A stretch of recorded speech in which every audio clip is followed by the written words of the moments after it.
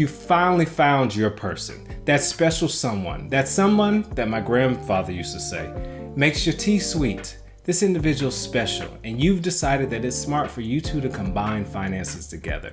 This video, we're going to cover different tricks and tips that I've found couples to become successful when combining their finances together. And please wait till the end because we cover the number one mistake couples make with their money that causes them to separate.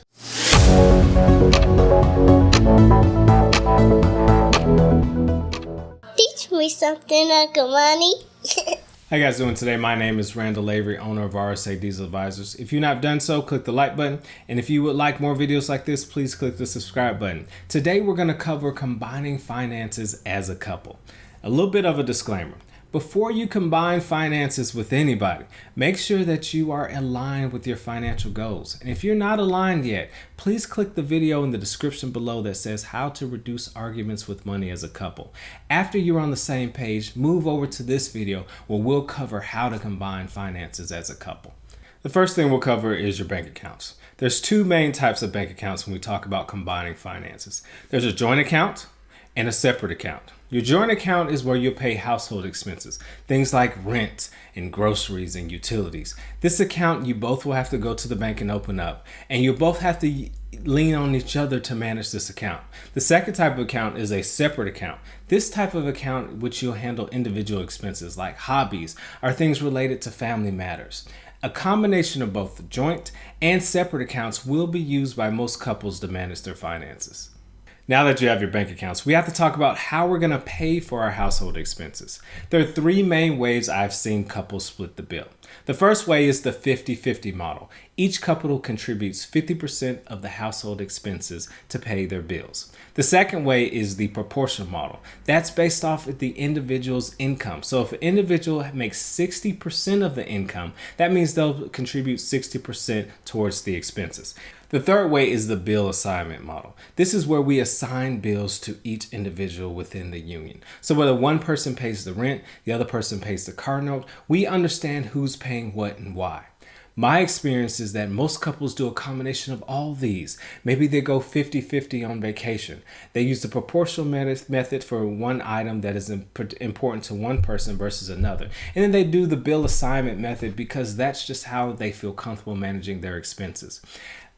Make sure that you're doing something that works for you as a couple. Now that we understand our bank accounts, how we're going to pay for our household expenses, we now have to understand who is going to pay what.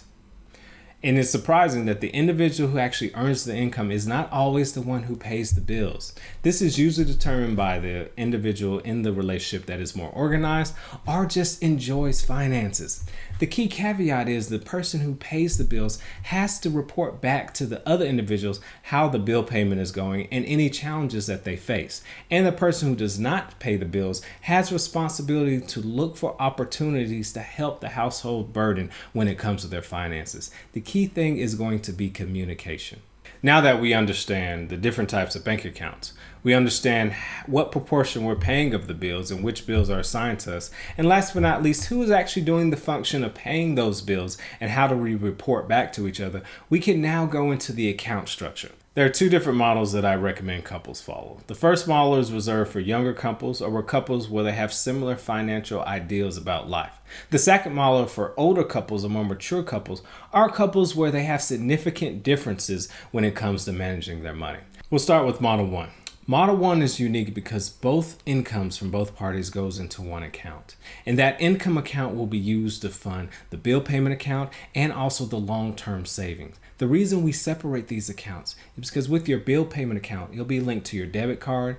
It'll be linked to different utility bills and automatic ACH payments. That way, if one account, usually your bill payment account, is compromised, you will still have your income account and your long-term savings so that they won't be compromised. Now, with your income account, you'll also fund your separate accounts.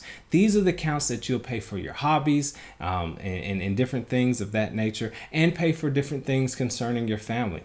Last but not least, we have the dark pool account. This account will be money that you both agree upon that won't be tracked by either party. There's certain expenses, certain things that we pay for, certain hobbies that may anger the other partner, and being reminded of that partner is paying for that expense month in and month out may not be a positive thing for your relationship. So having a dark pool account that you both agree upon is an important feature to have in your bank account structure. Next, we'll cover model number 2. The difference between model number 1 and model number 2 is that income accounts go into their separate account. And from their separate account, based upon what the couple agrees upon, they will transfer money into the bill payment account and their long-term savings. They each will also have a dark pool account in which they can spend money in which the other party does not have to be concerned. The key area is communication when it comes to money. And this leads me to the number one reasons couples fall apart, and that is a term called financial infidelity. Usually it works like this. A couple comes together. They both have some type of understanding and value system when it comes to money. And then one person within the partnership goes off and does something completely different. There are very few things in life that will make you feel more insecure than somebody doing something with your money or money that you have ownership over. So it's important that both couples communicate with money. I hope you like videos like this. My name is Randall Lavery, owner of RSA Deasil Advisors. If you like videos like this, please click the like button. If you want more videos like this, please click the subscribe button. And as always, do what you love and love what you do.